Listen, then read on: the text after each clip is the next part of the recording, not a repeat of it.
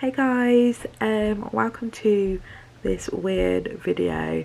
I decided at the beginning of the week that I wasn't going to do a studio vlog, but I did ask if anybody wanted to ask me some questions, so I filmed the clip of me answering those questions, and so this is just a little Q&A video for you guys that asked me questions to hopefully enjoy.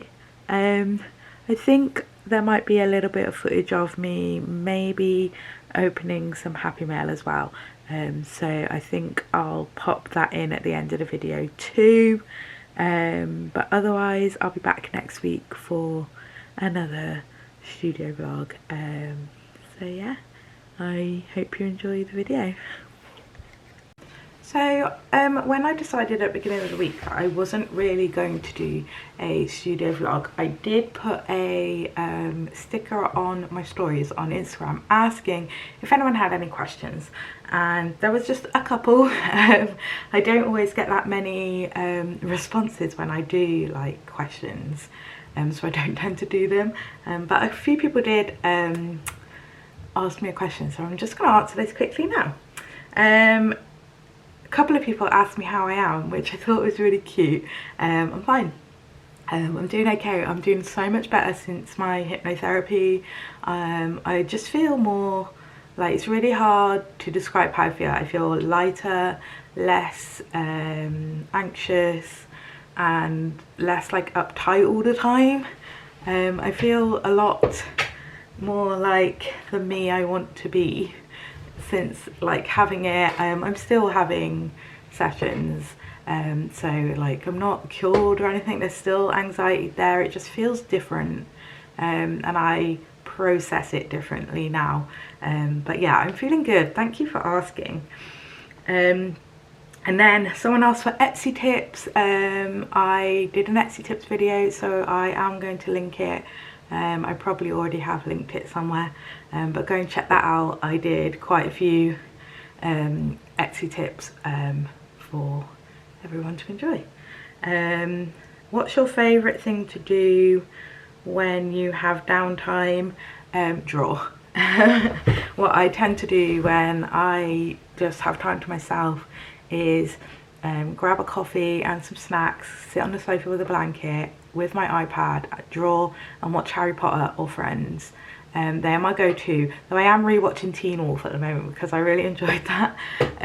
But yeah, that is my go-to downtime. I just take time for myself, do something I want to do, and it's usually drawing, which kind of goes hand in hand with work, but I don't really see it as work, even though usually it does turn into like stuff I put on my Instagram or shop, but I enjoy it. That's what I do, and that's, you know, my downtime, other than spending time with the family obviously as well, but stuff just for me is just drawing and sitting with a brew and some snacks and watching TV.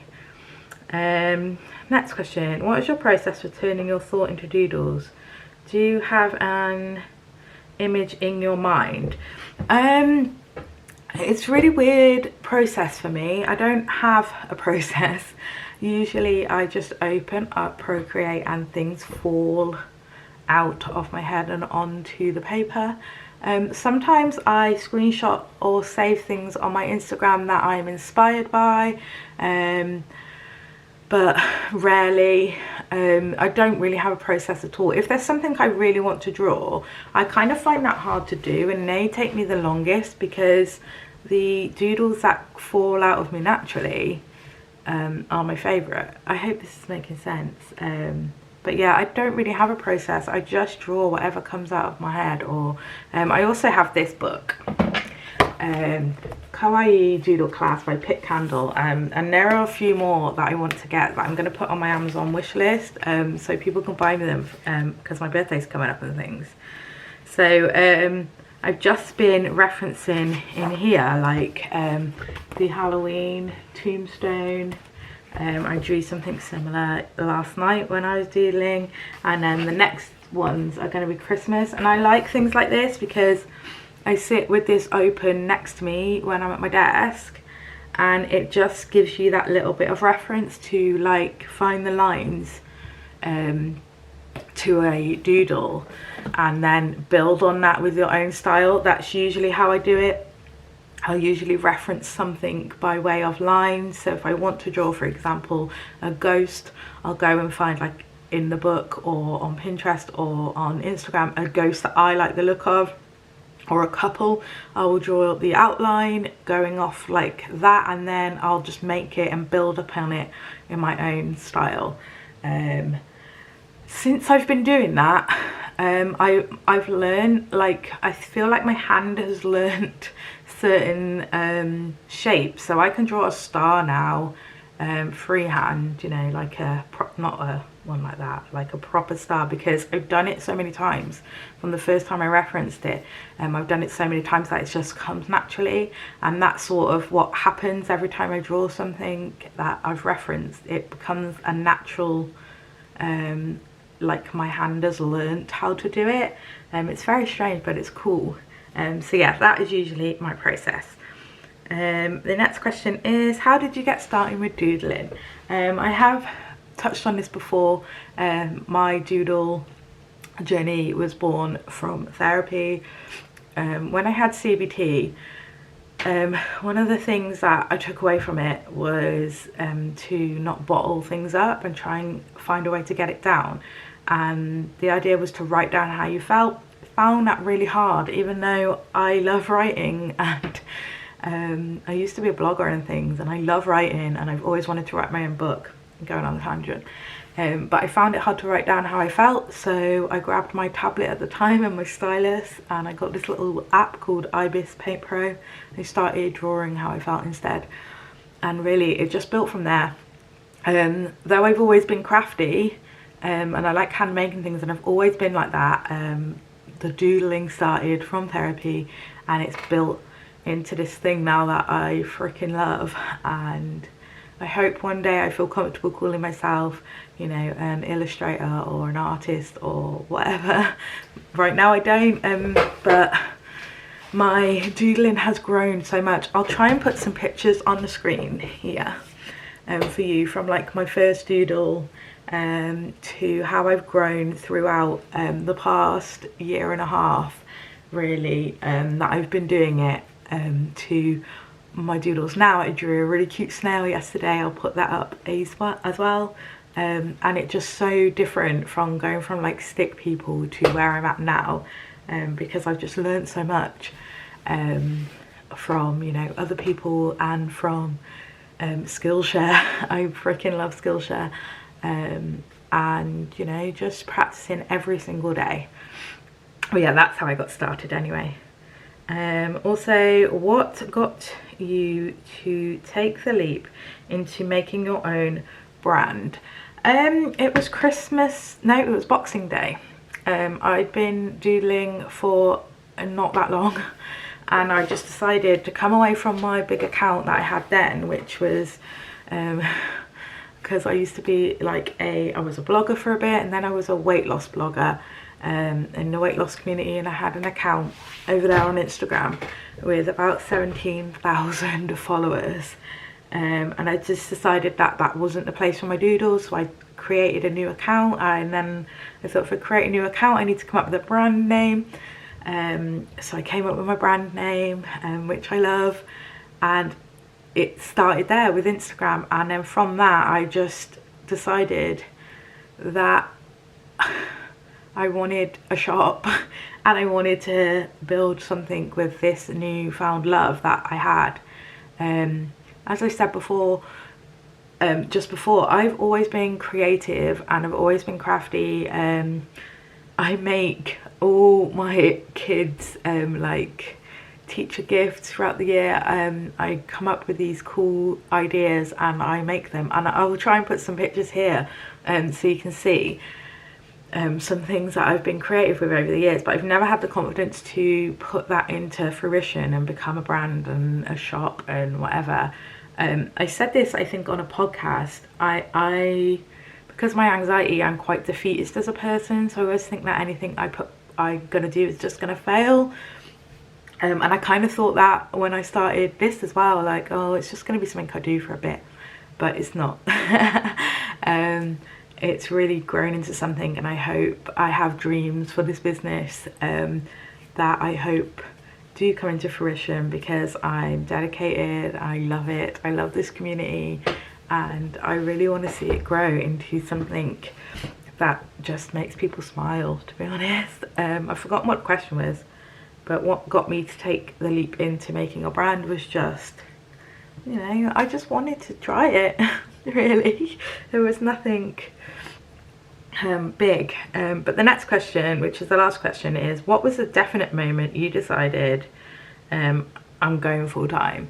Well, that was this year in March, the week of lockdown. I laugh about this all the time because it couldn't have happened at a worse time that I decided I had to go full-time. I'd had my Etsy for about a year, but it was a hobby. It was just you know, I wasn't making anything. I wasn't making any profit, really. I was putting everything back into my business. You know, well, not my business, like the hobby. I was putting everything back into it that I was selling to try and build. But because of COVID and everything, my husband unfortunately had to dissolve his business because it wasn't going anywhere. And so I decided then I kind of had to go for it, and things were growing more progressively. They were growing a lot better because I've been engaging with my audience on Instagram and getting advice, and, you know, following people who inspire me, you know, like Catnip, Emily Harvey, Megan Arlo, all these people who I look up to and think, oh my god, I want to be you, but my own version of you. And I decided I needed to put my all into it, and I went self-employed. I registered as self-employed, and then lockdown happened. But to be honest, it was actually couldn't have happened at a better time, because lockdown did happen, and one of the things I sell are postcards, and I love making them, and that is kind of what grew my business over lockdown, because people were sending postcards to loved ones when they couldn't see them, and it worked out well, luckily for me. But yeah, it was March this year, just before the new tax year, I decided I'm going to get my ducks in a row. I'm going to go proper full-time self-employed, and switch over how we did things as a family. Like, we were declaring our income like fully transparently, but just in a different way, because my husband was self-employed, and this was a hobby and stuff like that. And we've had to change quite a lot has changed. It's been hard because obviously with Dave, it's been a bit upsetting that he had to give up what he was doing, but we've had to make some changes with who cares for our son as well, because that was me. But now I don't always have the time to dedicate to caring for him if he's off school, like today he's off school, or if he needs picking up, or if he's having a meltdown. He's a lot of work, and I didn't have the choice anymore to be his carer, which is a bit sad. I mean, I'm still his mum, I'm still his carer, but when you have a child with special needs, someone has to take on that caring role for the days where you do get called to the school because he's having a meltdown, or he's not at school, and stuff like that. Hospital appointments, things like that. And so that is now Dave's job, so to speak, while he's still job searching, or being self-employed. It's a lot.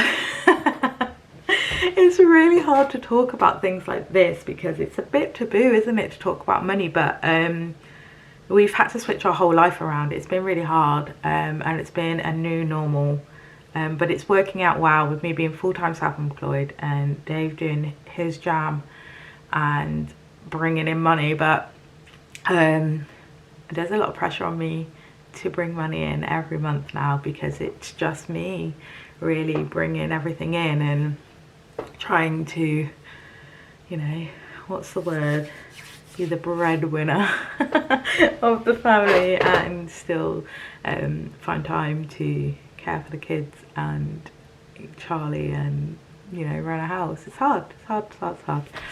I don't know what the question was, but I think I went on a tangent.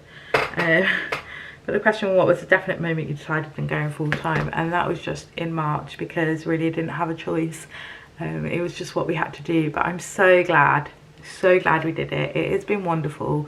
I've grown. If you go on my Instagram, the other day I put up posts on what I've grown in the last like 6 months and stuff, and it has been incredible.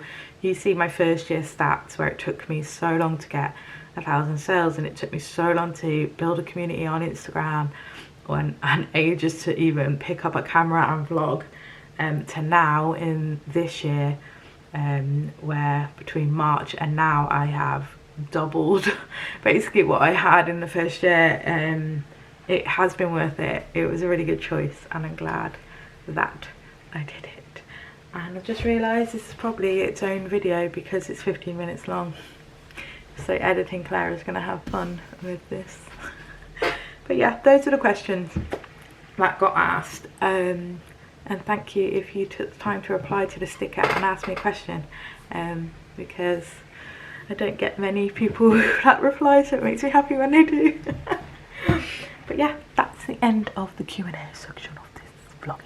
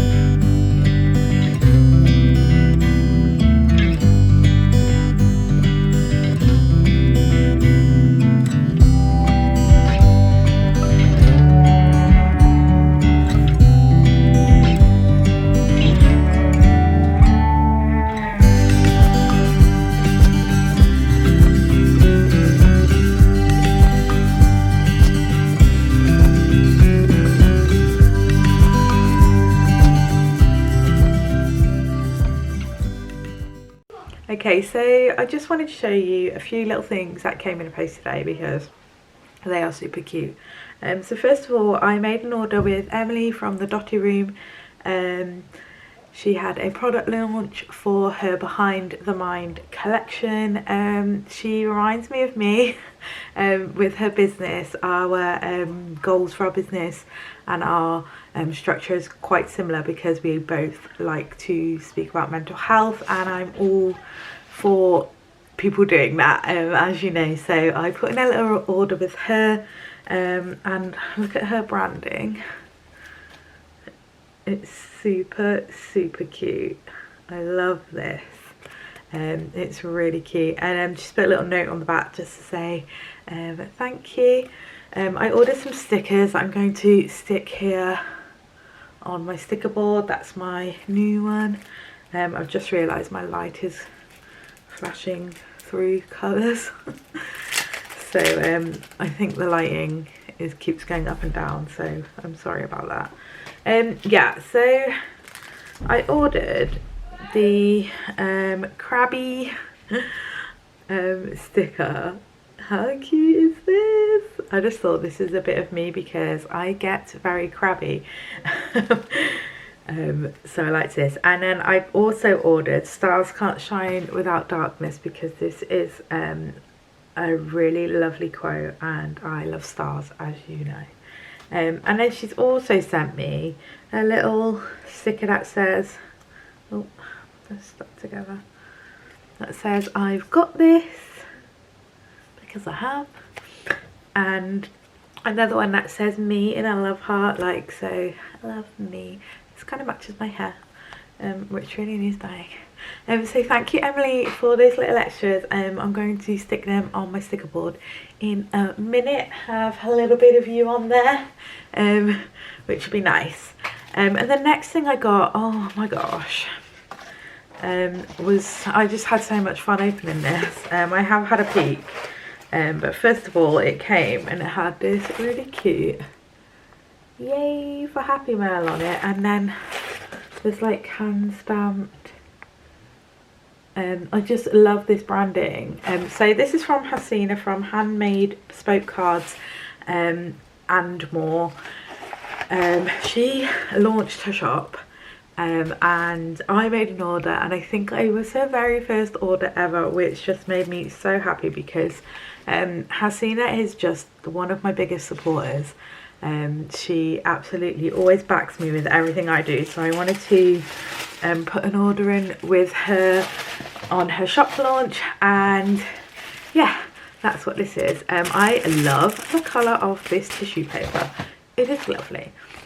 So her collection is the Midnight collection, and it is just like navies and rose golds, and it's beautiful, honestly. So she sent me a card, and I'm pretty sure this is part of the collection.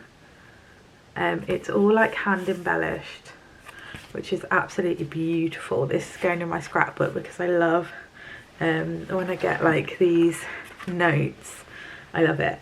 It says, to Claire, thank you so much for all your support and love. Thank you for placing my first ever order. I hope you like the extra bits I put in. So yeah, let me see what I actually ordered. I know that I ordered this notebook because I have a notebook obsession. It's, you know, it's not a secret. I've mentioned it many a time. I blooming love me a notebook. So I ordered this absolutely stunning notebook, and it came with this it's like, kind of like a bookmark, I think, like a page mark. Absolutely gorgeous, and it's blank on the inside, and so I think I am going to stick it in my work backpack and have it for taking notes or doing doodles when I'm out and about. It's almost too nice to write in but I just absolutely love it. The colours are gorgeous. And then I also ordered a keyring for my car keys, which are getting very full of keyrings because I keep buying keyrings for it, but at least I won't lose them because I do like to lose my keys. I mean, I don't like to. So I ordered this keyring with it's navy with a lovely rose gold foiling effect, and the back is a mirror, so say hi. And I really like this. I think this might be a little bit bigger than my badges, so maybe a 42mm or something. It's a nice size for car keys anyway. And then with that there is a badge too, so I think that she may have sent me this. Oops, I dropped it as separate.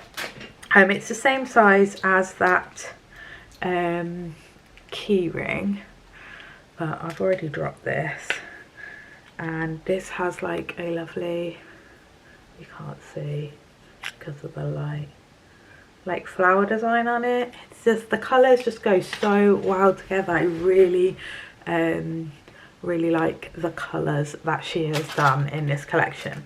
They're just so beautiful, and they look really good together. Everything is just so, it's just so lovely. Honestly, it was like getting a little present. It's all packaged up nice. And then I've got this little, oh look how cute this is, a little bow. And it's got glitter on it. I think I'm going to put this on my keys as well. I might maybe have to start putting some key rings on my house keys and some on my car keys. But how cute would this look together like this?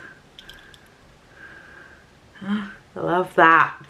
And then she does these little rings that have like fabric or like leather in them to put pins on. I think they're called a pin hoop.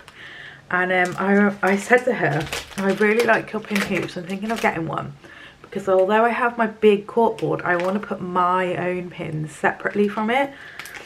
And she just said, oh, just hold off, because I'm, after the Midnight collection, I'm launching some that are more pastel. And I was like, okay, I'll wait. But she sent me one, and it is like a mint green colour, so it matches my cricket, my trolley, my little felt design over there.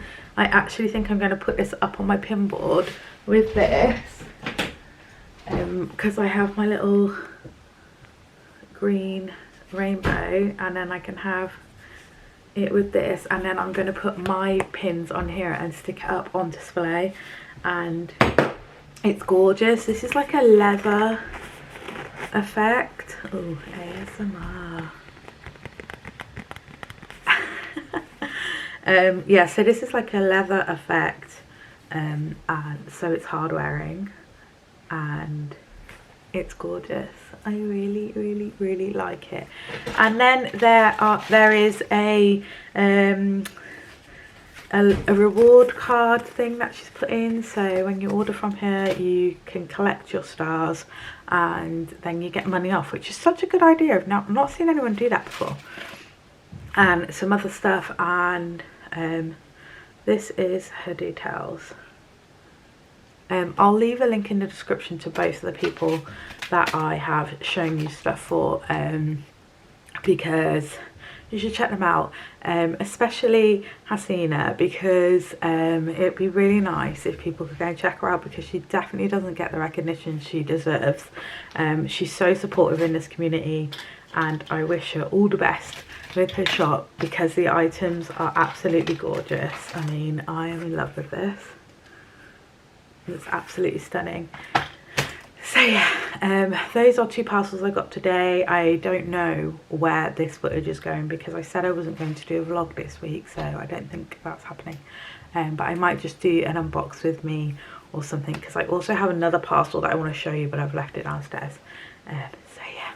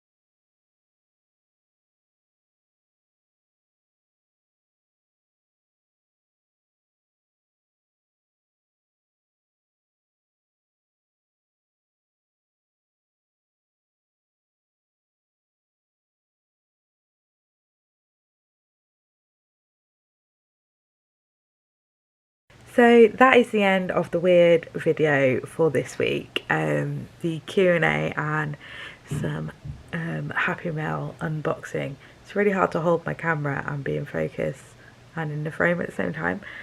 So yeah, I know this is probably a really crap video and probably not worth watching, but if you did enjoy it, please do give it a thumbs up and remember to subscribe.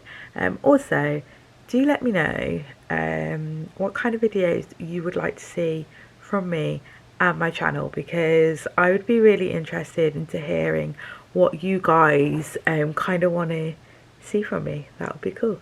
So yeah, thanks for watching, and I'll see you next week where we'll be back on track for a normal studio vlog. Okay, goodbye.